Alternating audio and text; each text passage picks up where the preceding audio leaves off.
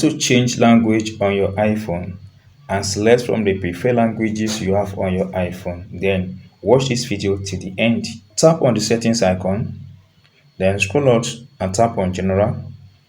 Under general guys, scroll up until you see language and region, tap on it.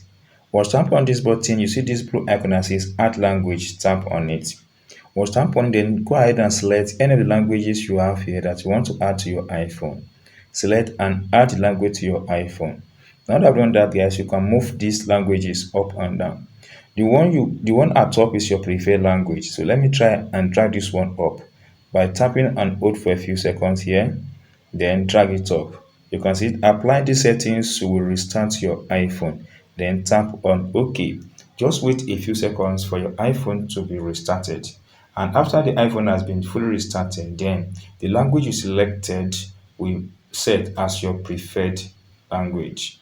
So you can see that that has been selected as my preferred language. So you can always come back to this place and choose your preferred language and set it. If you enjoyed this tip and if you're not subscribed, guys, please subscribe for more updates like this.